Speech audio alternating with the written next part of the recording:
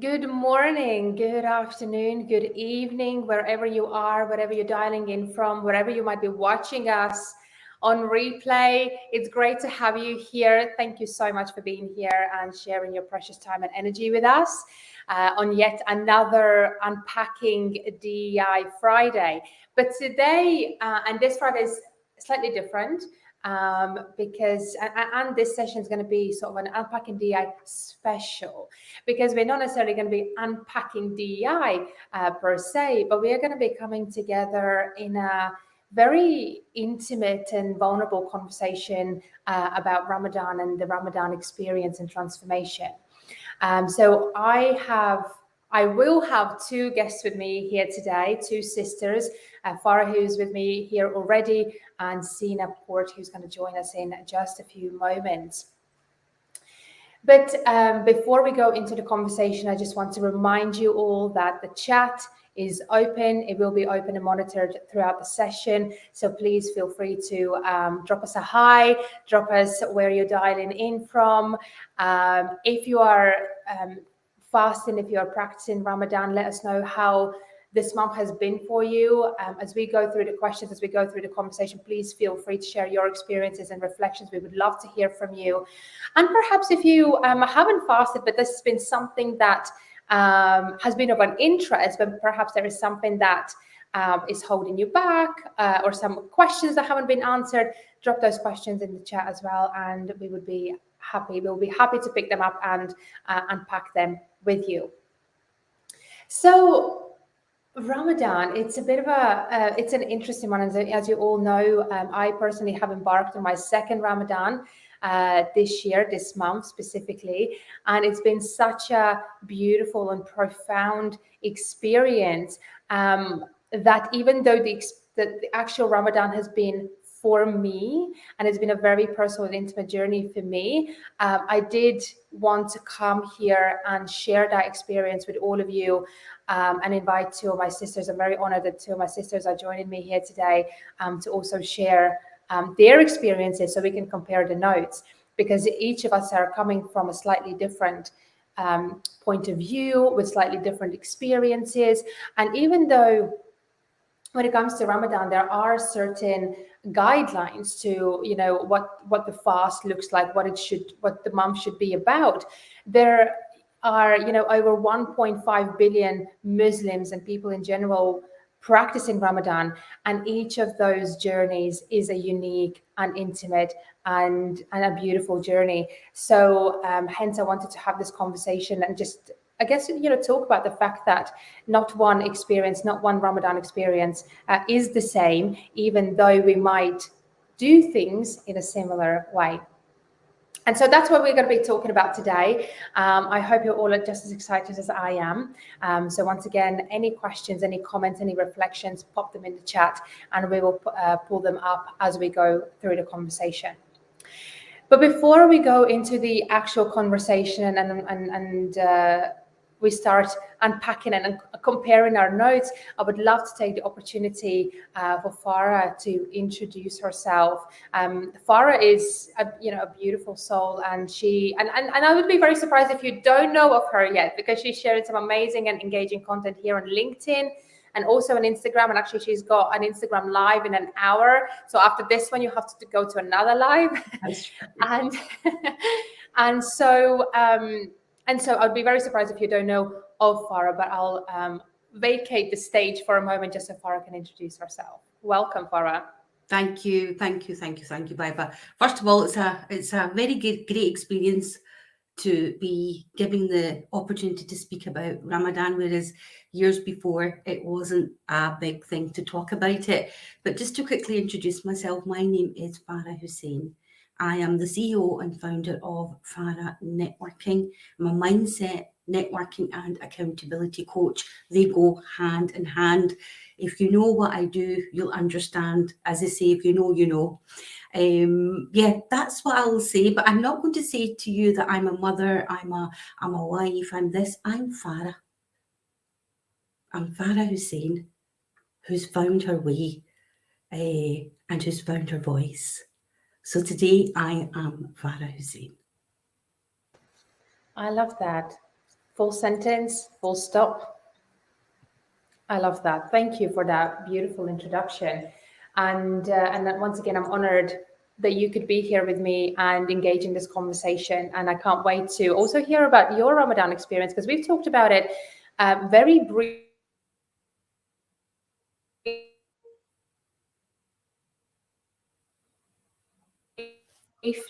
But so the thing, I think my internet is a little bit. Okay, I'll try and speak slower. So hopefully I'm not going to interrupt the internet. But for everyone who is here today, and I am assuming that you all know of Ramadan and what the basic concept of it is. So we're not going to, in this session, unpack the definition of Ramadan or anything like that. And instead, we're going to come into this conversation with what Ramadan means to us individually. And so, the reason why I asked that question is that, as I mentioned before, there are 1.5, 1.6 billion people, Muslims and people who not necessarily identify themselves as Muslims, practicing Ramadan. But again, that experience is very, very unique. So Farah, what does Ramadan mean to you? And does it mean the same thing to you every year? Love that question. No, it doesn't actually mean the same thing every year, but a lot of people might assume that it would, because the essence of it is to abstain from food and drink and pray. But every year, now I didn't realise this, and it's just upon reflection. Every year, Ramadan tells me, specifically just me, a different story. Why? Because every year I'm a different person. I'm growing, I'm learning, I'm aware of so many things, whereas as you grow up, every year, it's different. So yes, it tells me a different story every year, not the same story. Does that answer your question?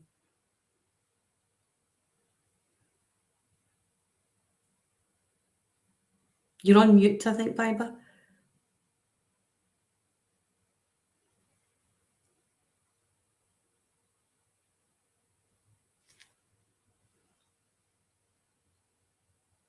You're on mute.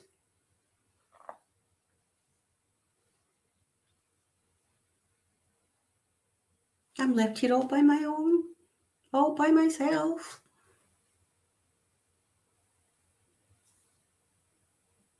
This is funny, isn't it? Imagine having a LinkedIn Live and then the host disappears and the guest is just sitting there watching what's going to happen. I don't know if you guys can see me because I can't see anything. Oh, look, Sina's in as well.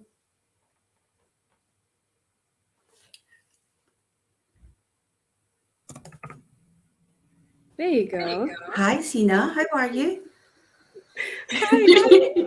How are you? I was left by myself because Baiba lost internet connection. I'm like, am I live or what's happening here? You're live and we're still live, so we are absolutely fine. And I apologize. Hopefully I'm not going to drop off any more than that, but it's the Uruguay internet experience, and the viewers who I have with me here today, or who have been coming to Unpacking DEI, they're, I think, already used to it a little bit. But Farah, so thank you. Did you manage to share your experience with Ramadan? Because there are a couple of bits that I didn't manage to hear till the end. Yeah, I said for me, Ramadan speaks a different language every year. It speaks to my soul, and it's what my soul wants to hear. So as every year goes by, it tells you a different story. So, and I didn't realize that until upon reflection. So I'm just going to repeat what I said.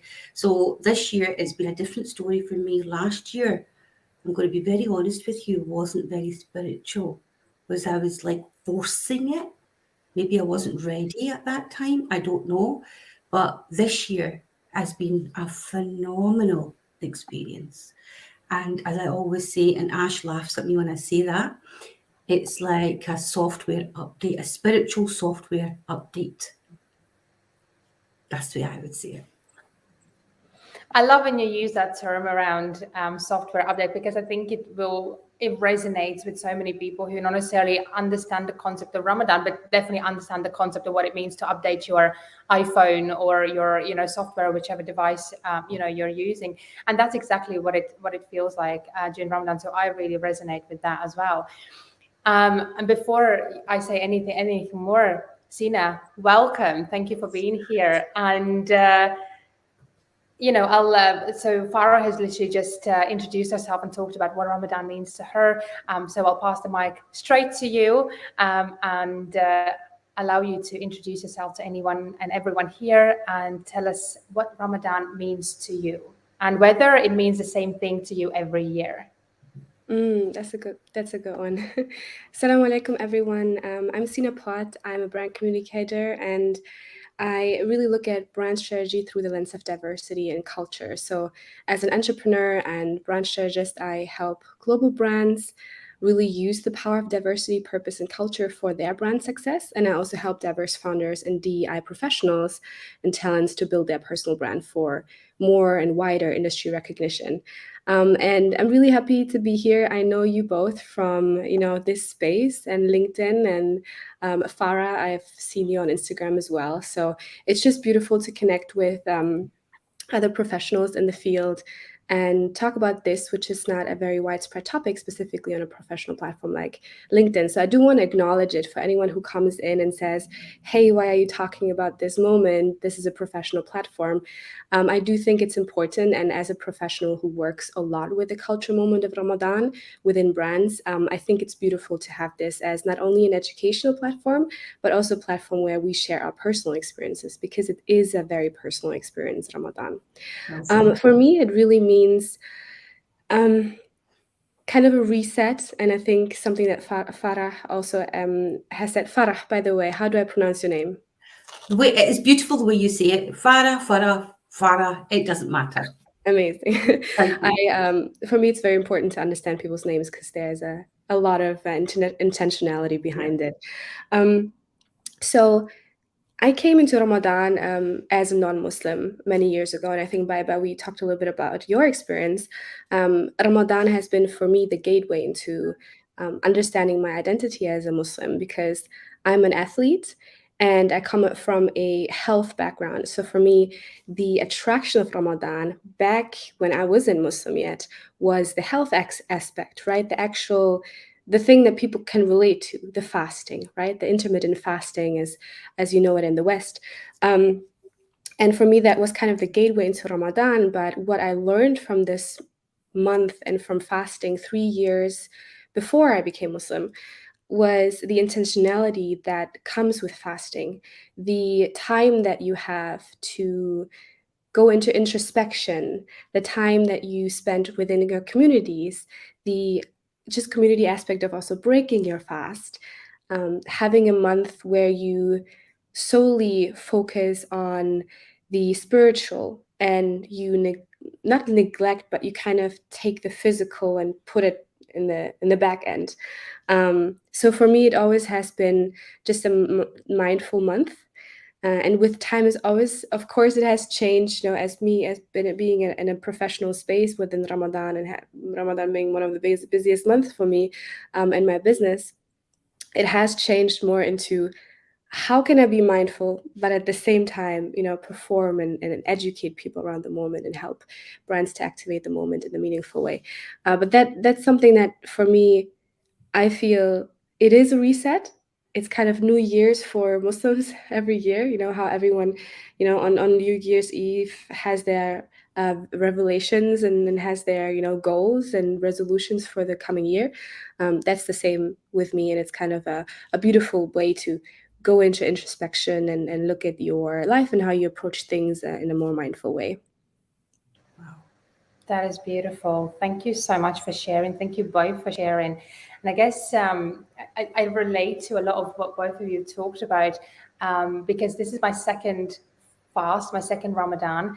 And I think I've mentioned to both of you offline briefly about the fact that for me, it was and it's not just second fast in a row. I actually have had 7 years between both of the fasts, because the first fast that I did 7 years ago, it wasn't on my terms.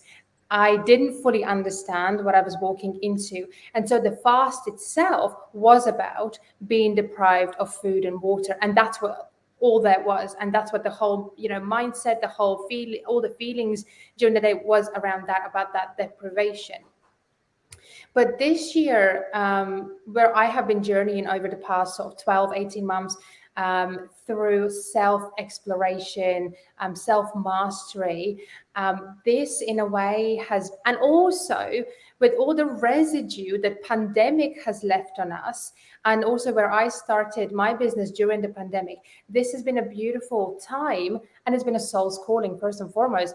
And the soul's calling was put a pause button and just observe your body of work and who you are and what you've created over the past 2 years.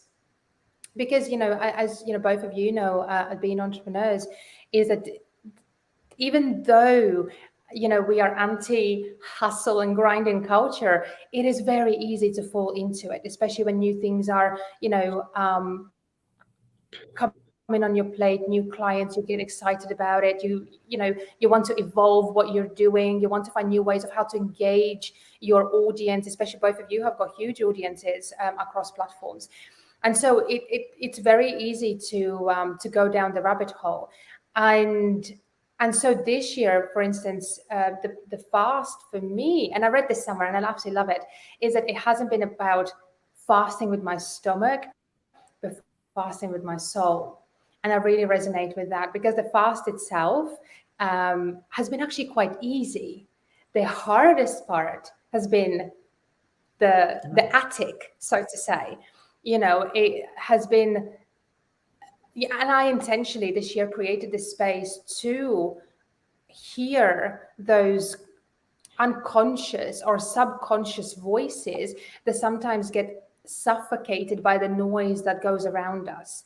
And those are often the very voices, the very sabotaging voices and the toxic talk that holds us back from our self-mastery and us fully stepping into our power or being our authentic selves.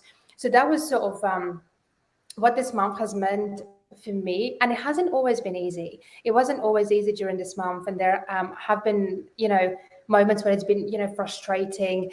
But at the same time, I'm so grateful that I have stuck through it, and I have really stepped into my feminine energy and surrendered to the month and really received whatever is bringing me, the wisdom, the reset, the rebalance, the messages, the downloads I have been getting during, meditations and moments of mindfulness. It's just been a very, very beautiful journey. And I think that is one of the things that I also want to communicate, is that it's not just about sort of, being deprived of food and water. That is what creates this sensation. And I think I said it to Farah, that it feels like the whole day moves in slow motion, and you're sort of moving through the water all day very slowly. And that is what creates that space to just be still and listen.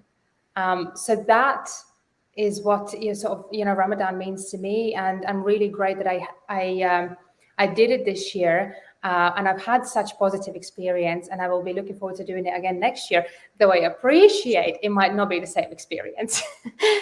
So, as I share that, I'm, very curious to hear from both of you, what has been your this year's Ramadan transformation? What intent did you walk into this month with, and how has that evolved for you as we are approaching the end of Ramadan? I'd let Sina speak first. No, go ahead. You go ahead, Sina. I think for me, the month has different stages. So in the beginning, you go into it with a lot of intention, a lot of goals. And I think all of us, that's just human. We always set goals that are bigger than ourselves. And we always try to outdo ourselves from like last year or achieve more. So that's kind of the excitement phase of getting into it and going into it with a lot of energy. And then in the middle, I feel there is a lot more when it comes to mindfulness and going back to the basics and saying, why did I put these goals up for me? Let's take inventory. What has been going well so far? What has not? And why is that? And I feel sometimes we hustle, right? Specifically as entrepreneurs, we just go with the flow. We go from one step to the next, and we don't take a moment to look into how far we've come, what has helped us to get there, what is the tools and the skills and the mindset we need to get to the next goal, because what has brought you to this stage is not going to bring you to the next stage. So I feel in the middle there is a lot more intentionality in terms of like, why am I actually setting these goals of, reading a certain amount of the Quran, or, giving to charity, or, doing mindfulness exercises. And it's, for me, it's also been, as a person who consults brands on activating the moment of Ramadan. For me, it's always been, it's a very, very busy month. So for me, sometimes I have to consciously really sit down and say, now we take inventory, we look at it, and we go further. And I feel this Ramadan, I have both I've kind of just like walked through it, because I feel when I overthink my steps and the process that I'm going through, I don't execute. So for me, it has been the last couple of weeks now to just go with the flow, just go where, plans that I haven't even put up myself drive me. So I've been traveling a lot. I've been invited to a lot of events and workshops and speaking engagements, where I said in the beginning of Ramadan, like, we calmed down a little bit this month, and it has brought me to the exact opposite, but I need to trust the process. And I feel that is something that I've done now. And that's kind of the transformation that I've looked at.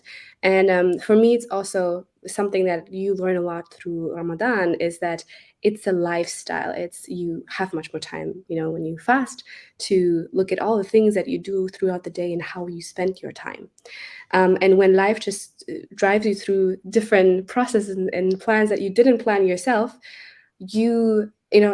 I just look at what kind of lifestyle I'm living and what kind of mindset is behind it. So, for instance, the concepts that we always talk about, and Muslims here will relate to the concept of sabr, which means patience, but the actual word means persistence, which is very different than patience. And then tawakkul, which is trust in God, or complete reliance on God. It's kind of, you give him a contract of, if you contract of my life, and I give you that contract, and I submit. And that's something that, from a lifestyle perspective, has really transformed me throughout the month.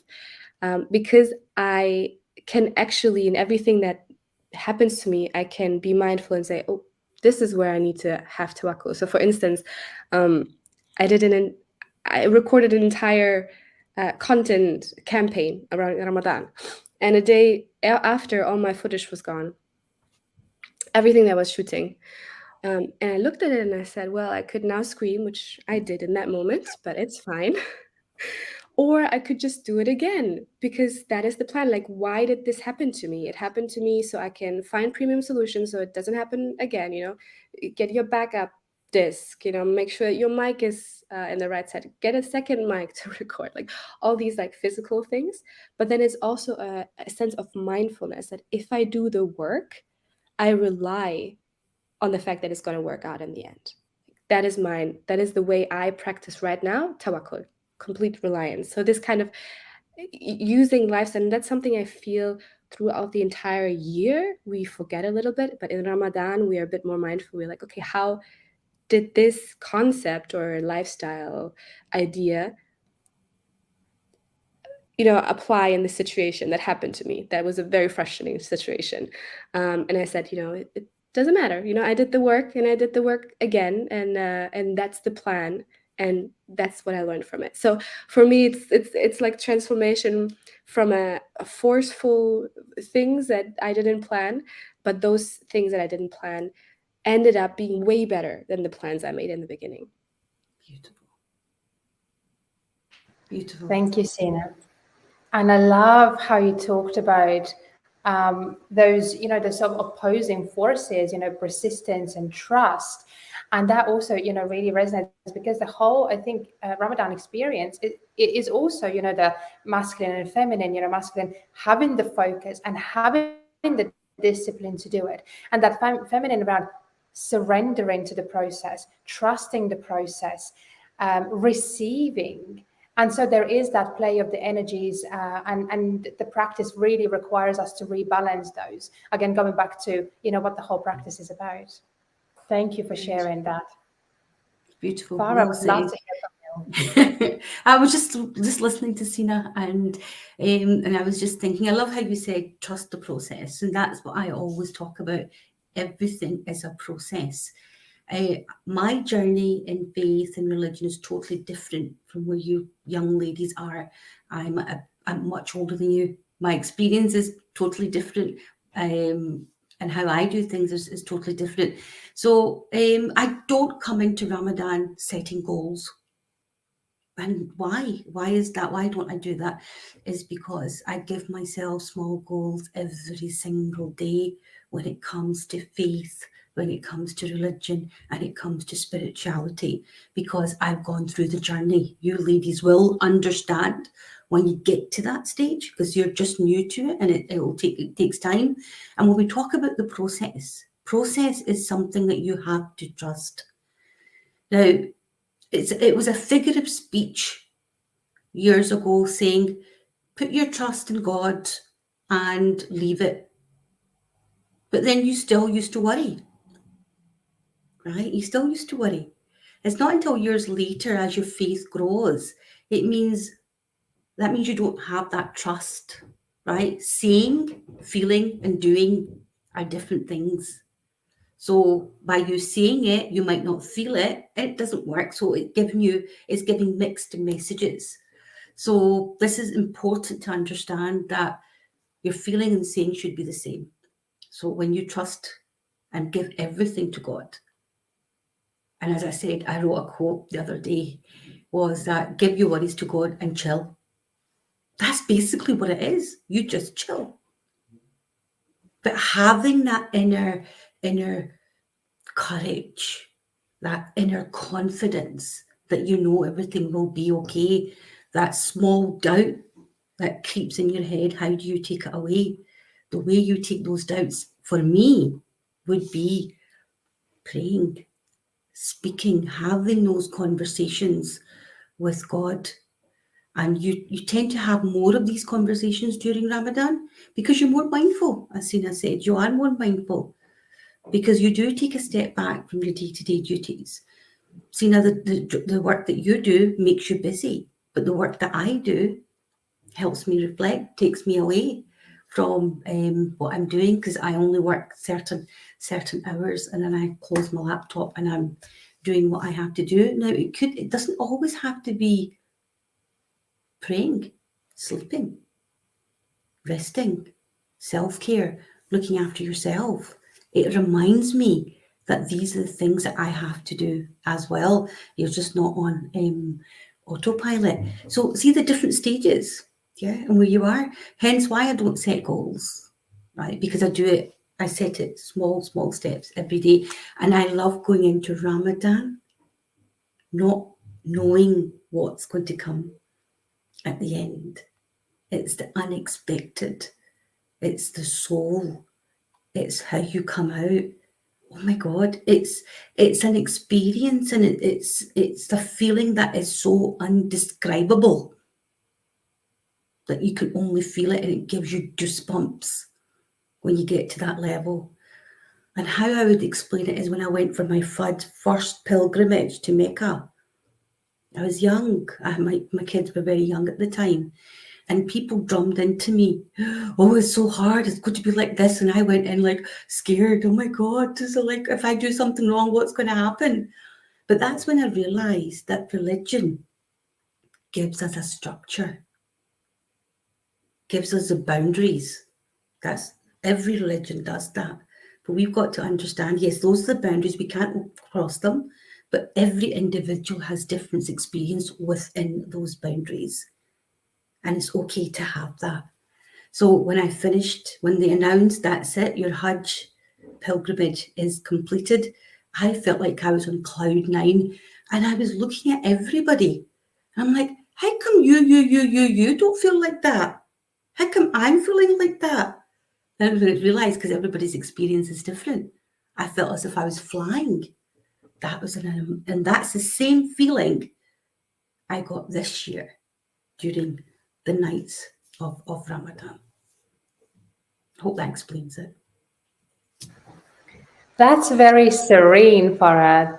The things that you shared in your experience just sounds just so incredibly serene.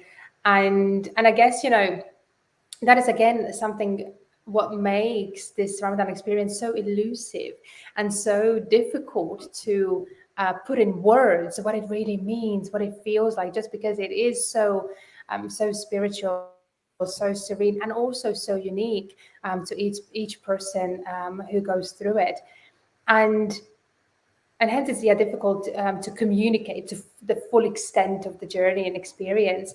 So it has to be felt and received. But also, I was just reflecting on what you talked about, the goal setting. When we were putting together end of March, just for Ramadan, when we were putting together the Ramadan, I don't know what to even call it, sort of the Ramadan story, I guess, Sina was part of it as well, where I reached out to a number of Muslims across the world and asked them, similar questions and similar things that we were talking about and how they prepare. So here we're talking about Ramadan transformation, but there I asked, how do you prepare and how do you walk into it? And one of the the contributors, Selma, so she's from Sweden, and she was also talking about goal setting. And as I was walking into it, I hadn't even thought about that sort of, and I thought how interesting, and it's very, great, because Ramadan is also very great to build new habits, because it's if we assume that it takes 2 weeks to build a new habit, then Ramadan gives you 30 days, it gives you a whole month. So whether the new habit is around praying or meditating or mindfulness or new eating habits or whatever it might be, it's just, again, a beautiful experience, a beautiful opportunity to do that. And as Selma shared that she's setting goals, I thought, I should be setting goals. It sounds so great, and then reflecting back on how far I've come on those goals, and I just couldn't come up with anything more than what I was feeling, because like I said, it was my soul's calling that I have to do it. It wasn't even a rational or cognitive decision that I have to do it because of X, Y, and Z. It was just soul's calling, and there was nothing that I could sort of explain on that. And but the interesting thing now, being sort of like on the other end of it, I realized that I have received all the answers that my heart was looking for, which I couldn't articulate in the moment. But my heart always knew what I needed. What was the clarity? If I said I needed clarity and I couldn't articulate what that clarity was, my heart always knew what that clarity was. And I have received a lot of those answers. And I know that is what I was, I guess, through my energy emitting and saying, this is the support that I need. So yeah, it's a very beautiful experience, Farah. Thank you for sharing. But I think there is also, the other side also of Ramadan to what we see, what we experience, and what we hear in especially workplaces or in communities, which is there are a number of prejudices and bias around it, and in terms of what it stands for, hence we often, people who fast get these pity looks. Oh, you poor thing that you have to do it. Oh, not even water. That must be horrible that you have to do it. Like, your religion is just so, punishing, it's punishing you, kind of thing. So they don't see, the transformation of thing that goes underneath that. And with that in mind, I'm wondering, what is one stereotype or piece of bias that you would like to address once and for all and stop it here and now, if you could? I think two things. Number one, something that you already alluded to, which was the fact that Ramadan is the most beautiful month for Muslims around the world. I think that's one thing we all share. And then at the backbone of this, I want to say that while we all share this, and I think I can represent all Muslims around the world, that Ramadan is the most beautiful month. At the same time, Muslims around the world are incredibly diverse.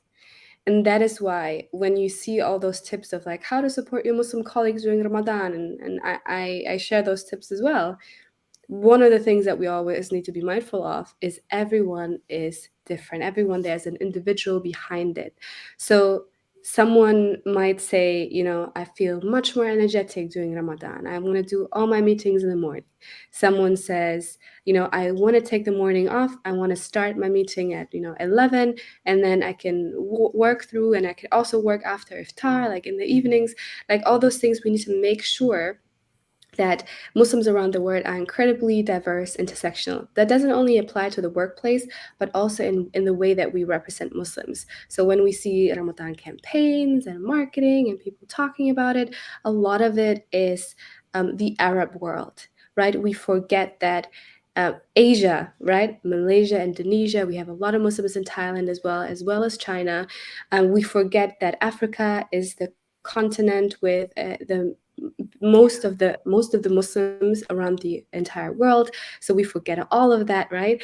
And we also forget Muslims represented in the Western countries. So intersectionality, understanding that there's much more diversity. And when we talk about intersectionality, we talk about the fact that there's different aspects of this affects different people of different backgrounds, of people, different genders, socioeconomic background.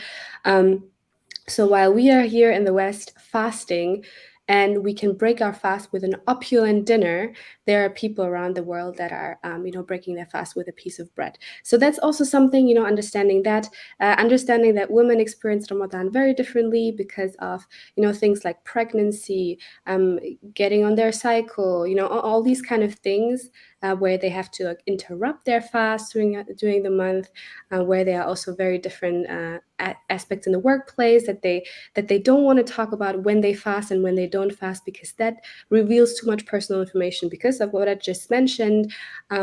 Also things like eating disorders and other medical conditions that make people not fast. So it's a very, very nuanced conversation we have to have. We can't put people into boxes. That was a very long thing to say, but I feel that diversity within the Muslims around the world and how we observe our fast in this month differently, but at the same time our shared love for the month as well. I think that is something that I'd like people to understand and just educate themselves around it more. That is beautiful. Thank you for sharing that. And we have a couple of people who also I just reflected on how beautiful this conversation is. So this is coming from Mahreen Ali, who's saying that this is just purely beautiful. And one thing that I wanted to also, reflect on the things that you've just been, talking about the intersectionality, is also the fact that, as you mentioned at the beginning, Ramadan is a month that Muslims are looking forward to. While there is a lot of pity, you're fat, you can't eat, they are looking forward to the month. And Muslims who not necessarily can fast because of the things that you just mentioned, be it medical conditions, or whatever underlying, it's actually it can be very devastating for them because they do want to participate in the month and actually they can't give their fast. So thank you for that, Farah. Well, I think you've kind of answered my question there, Baiba. What I mean by that is the myth is that every single Muslim is looking forward to Ramadan. Isn't true. It isn't. There's a lot of people who dread Ramadan. Why?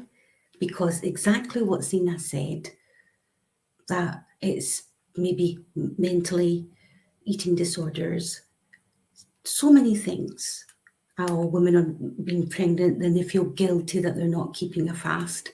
So that's one thing I just wanted to make it clear, that every individual is different and every individual looks at it in a different way. And it's society and it's people that make it difficult for people who have certain conditions or that they can't see, make it difficult for them because they make them feel guilty within the Muslim world as well, not just outside. So I just really wanted to clarify that. It's not that I'm telling you all, but it's just a clarification that not every single person is looking forward to it. Does that help? 100%. Thank you for sharing that. And we've had some more people joining us in the conversation. And Selma, who I mentioned, who was part of the project that we did, is just expressing gratitude for this conversation. And she's glad that the conversation that we had made me reflect. It really did, Selma. Thank you. And we have Suzanne as well, who's sharing a comment and again expressing her gratitude for this conversation, saying that there's a lot to unpack. And as Farah said, every year and every experience is different, and that she has been growing every year and learning new traditions and how to build herself as being a single mother.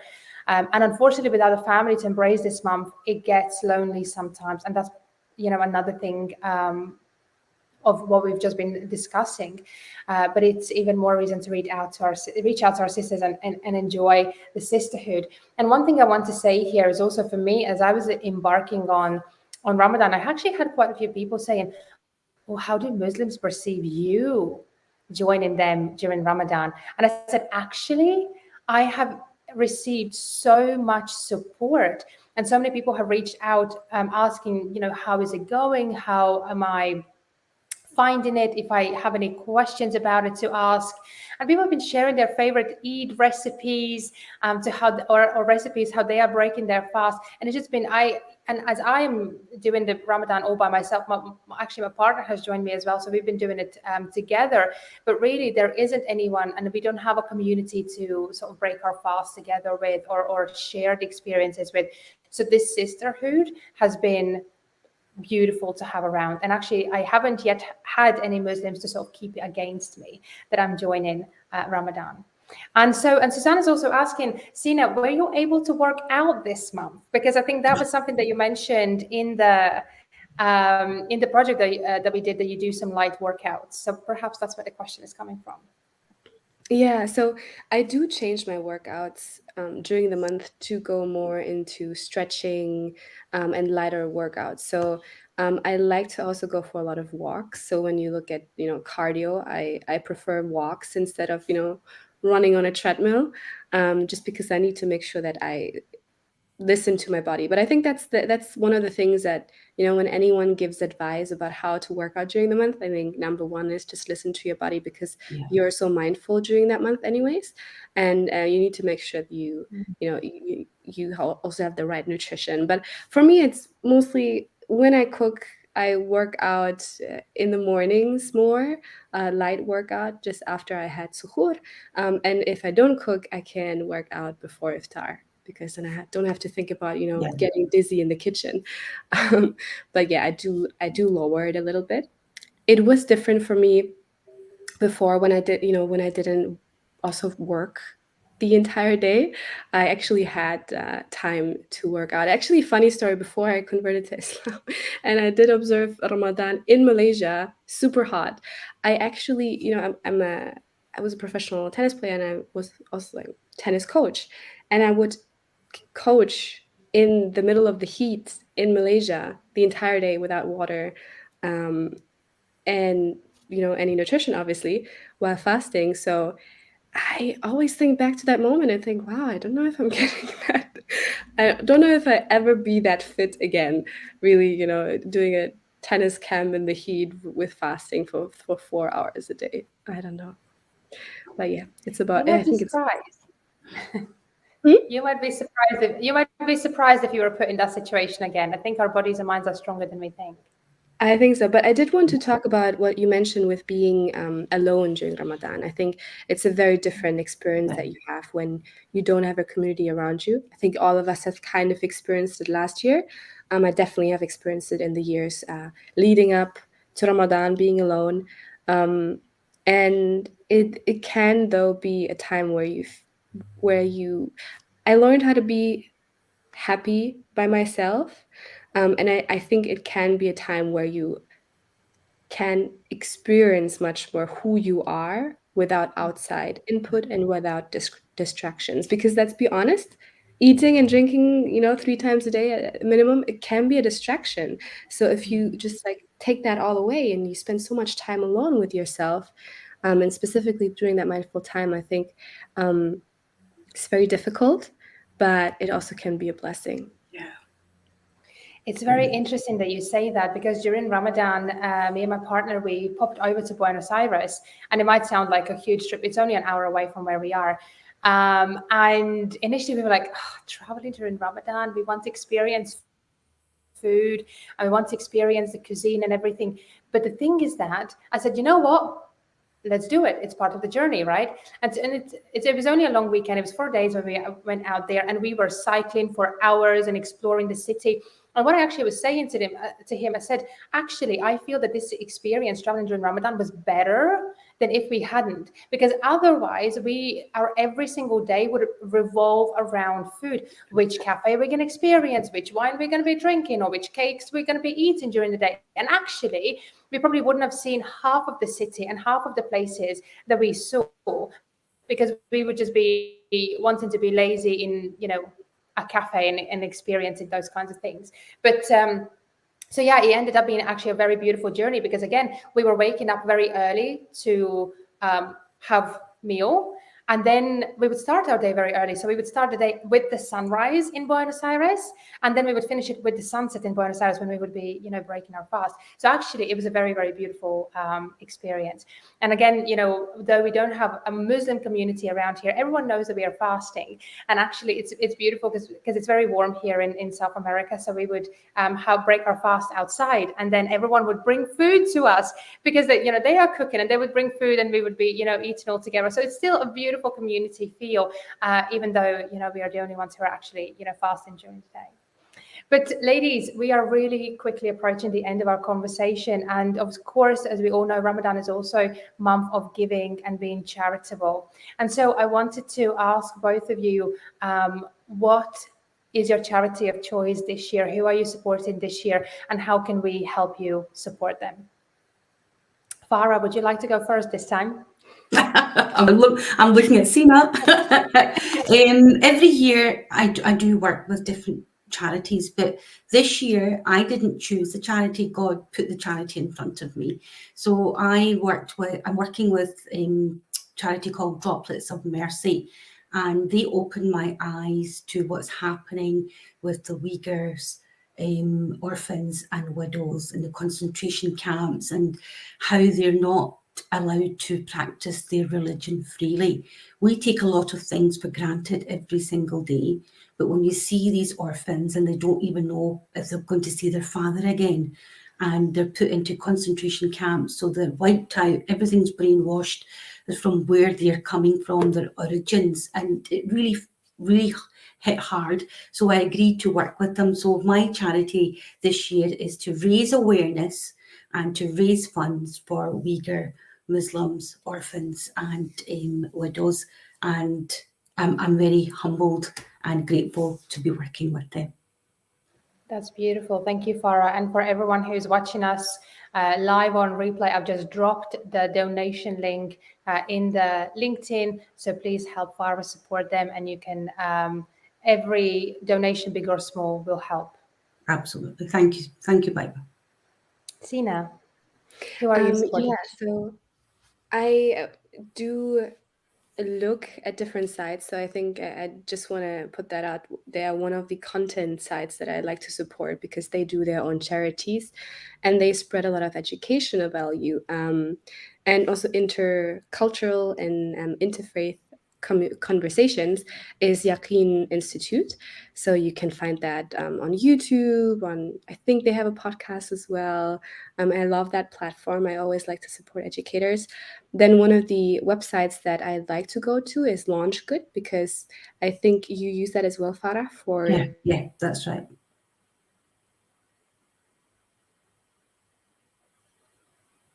the people that you trust, that you like to give to, or the causes, but I do like to give in person or through family and friends that know someone who needs support, because I believe you have to start from where you live and what is closest to you. Sometimes we like to give in huge amounts to other places and other causes, but we don't take care of our neighbors.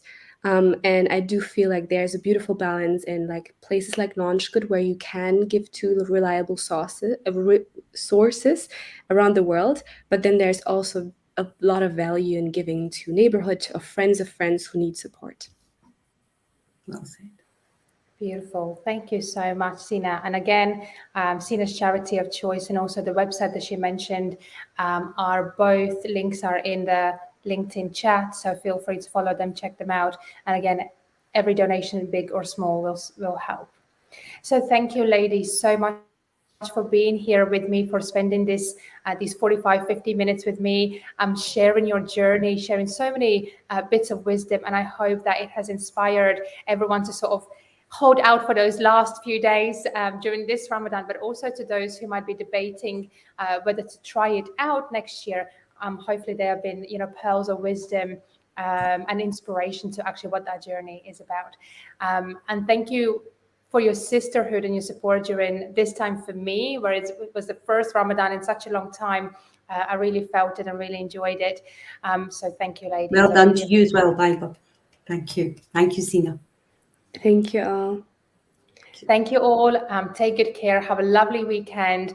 And ladies, have a beautiful last Friday of Ramadan and beautiful Eid when it comes. Yeah, Eid Mubarak, everyone. Thank you.